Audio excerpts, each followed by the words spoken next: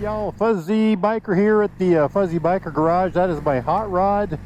What is that thing? Hot rod Harley Davidson Sportster 1200 Custom. Says so right there, by golly. It's another Harley Sunday. I've been riding this thing all afternoon, so I've been having all kinds of fun on it. It's been running better by the minute. You know, it's sat for about 3 years.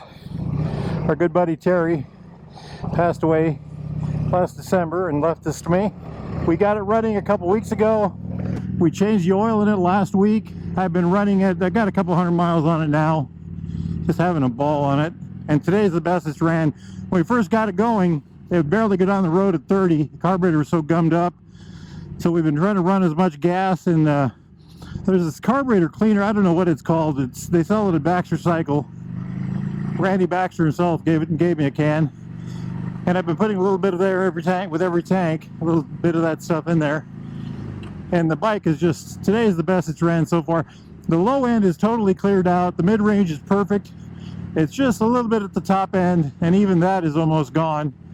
So the stuff works. The bike is coming back to life. You know, the gas is getting back in there. It runs like a dream, handles really well.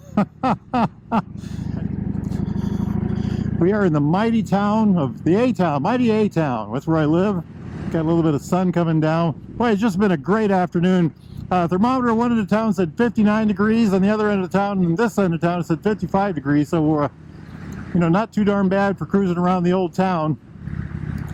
What can I tell you about this Sportster? Well, it's a 97. I think I said that earlier. 1200 cc, air-cooled, overhead valves. The cams are in the chest. I'm assuming it has 4 cams. One for each push rod, 2 valve per cylinder. It's got a carburetor, and that's what's been giving us the that's what we've been trying to correct, you know. And it is coming out. I've done this with other motorcycles before. Worst thing you can do to a carbureted motorcycle is just let it sit too long. Any motorcycle for that matter, but particularly a carbureted one. Boy, it just runs so well. Loads of torque, very smooth power for a Harley Davidson V-twin. I'm going to caveat that. The sound is superb. I love it. I love it. Good shifting, 5-speed transmission.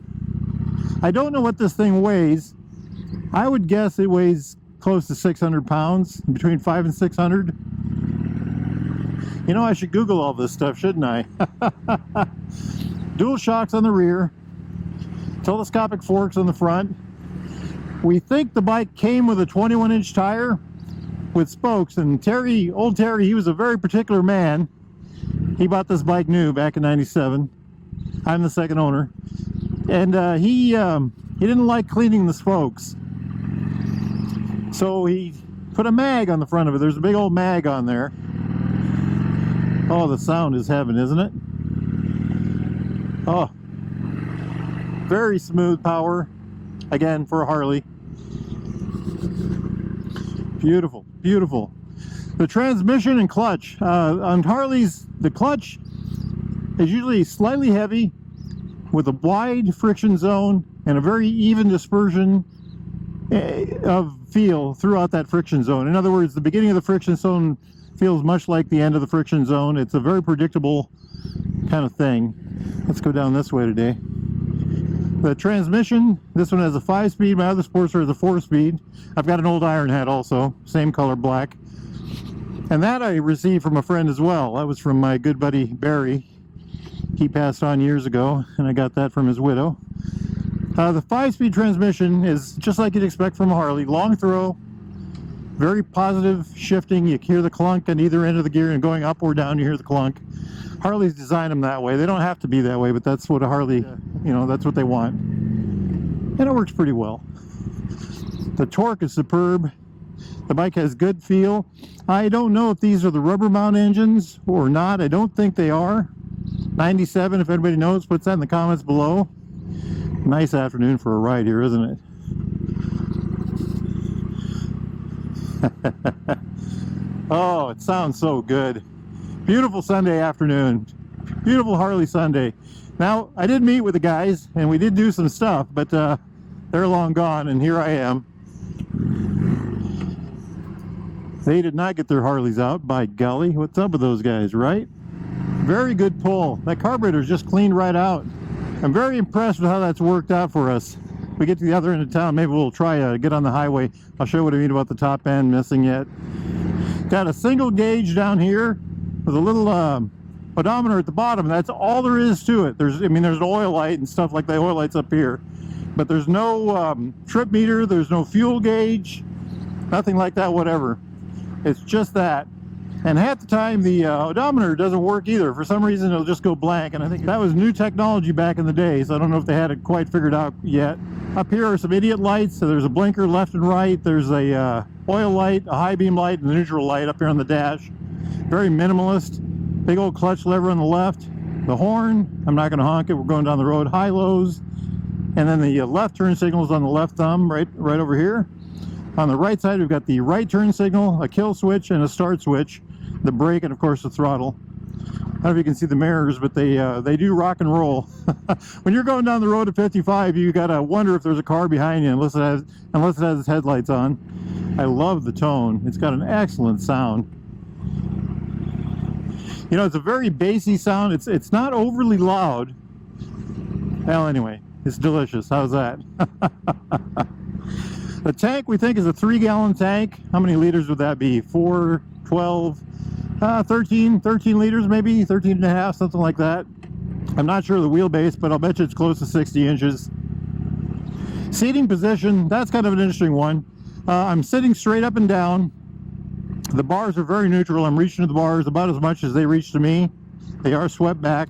My hips and my knees are at the same height, and there's really no, well, there might be a little bit of a tightness on my legs. My heels might be slightly behind my knees, but it feels pretty open. He does have highway pegs on the bike, and I've tried to use those a few times. I think when it warms up, I'll make good use of those on the highway. The bike is belt drive, and that's kind of neat. I've been looking at that. I don't know that I've ever owned a bike with belt drive. I've ridden several. I like it so far. Single disc brake on the front, big single piston on it. Same with the rear, big disc brake on the rear with a single piston caliper. This bike has a solo seat. Terry had a custom seat made for this and for one of his choppers. See, we don't know who did it. It was some mom and pop leather shop. I think it's pretty comfortable.